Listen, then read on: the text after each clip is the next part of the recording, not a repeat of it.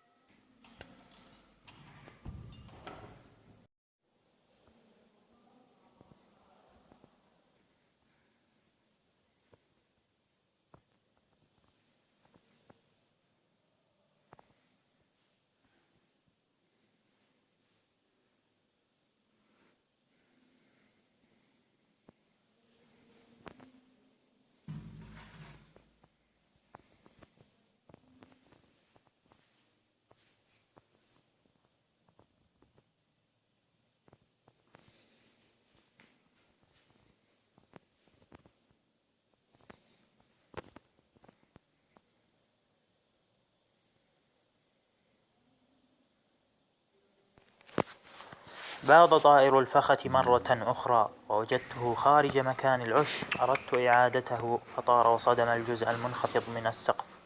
بعدها عاد للداخل إلى مكان عشه. عندما تأكدت أن هذا الطائر لن يترك العش كان لا بد من أن أقوم بإجراء لحماية الطائر في الوقت الذي لا زال العمل جاريا في بعض أجزاء المنزل. فكتبت على ورقة ممنوع فتح الباب وألصقتها على الباب.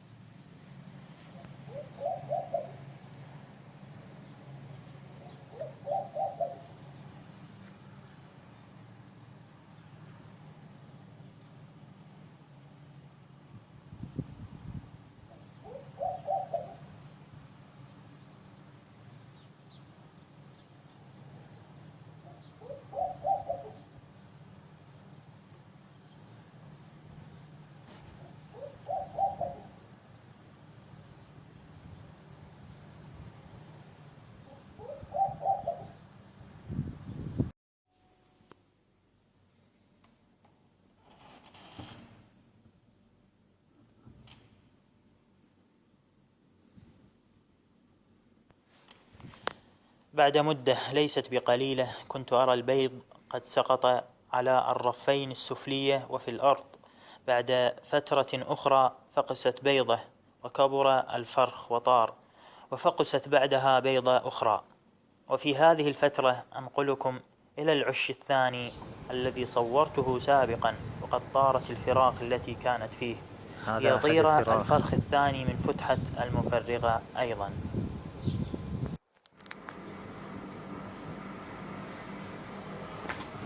هاي طائرات فراخ الفخت.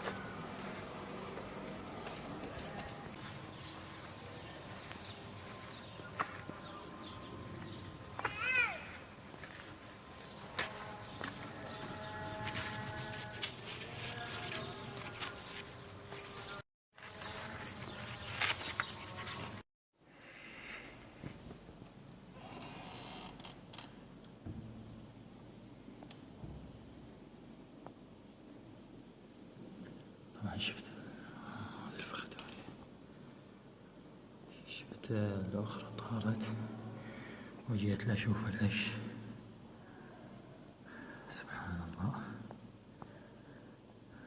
الفرخ بين يعني فقسة البيوض، وهاي أحد الفخذيات.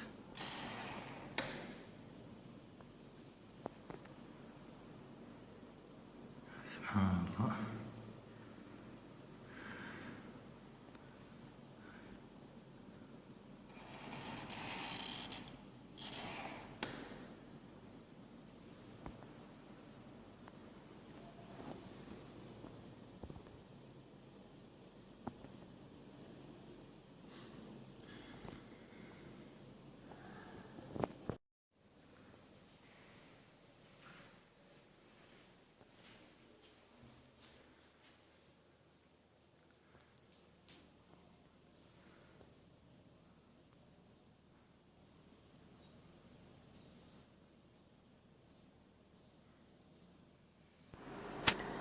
هذا أحد الفراخ الذي خرج من البيضة، ويبدو أن له بضعة أيام.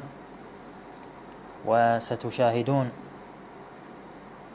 أيضا في فيديو آخر تم تصويره بعد بضعة أيام كيف زاد حجم هذا الطائر وهو مستعد للطيران كما يبدو، وكان واقفا على حافة فتحة المفرغة.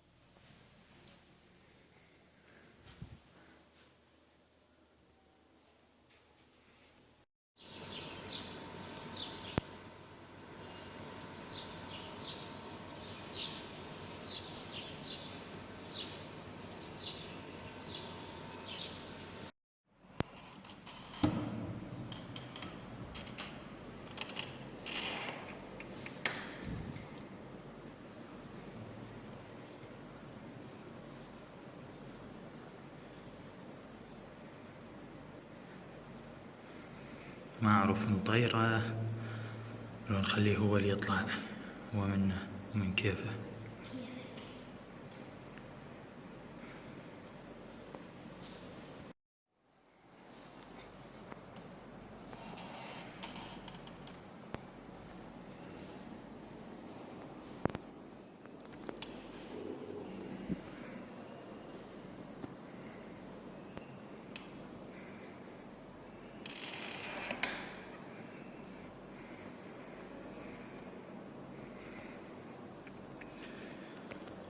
كما تشاهدون يبدو أن فرخ الفخذ يريد أن يطير.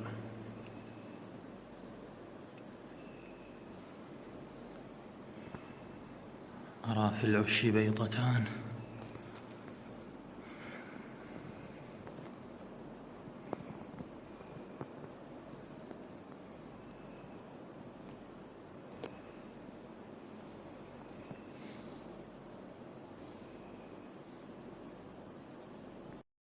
هذا فرخ الفخذ الثاني اللي خرج من عش فتحة المفرغة.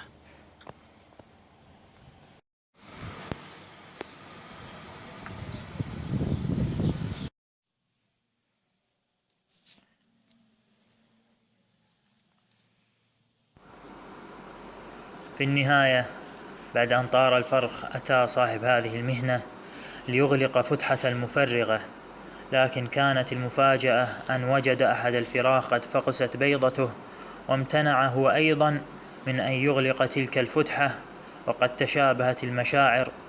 ويقول الرسول صلى الله عليه وسلم: الراحمون يرحمهم الرحمن، ارحموا من في الأرض يرحمكم من في السماء، والسلام عليكم ورحمة الله وبركاته.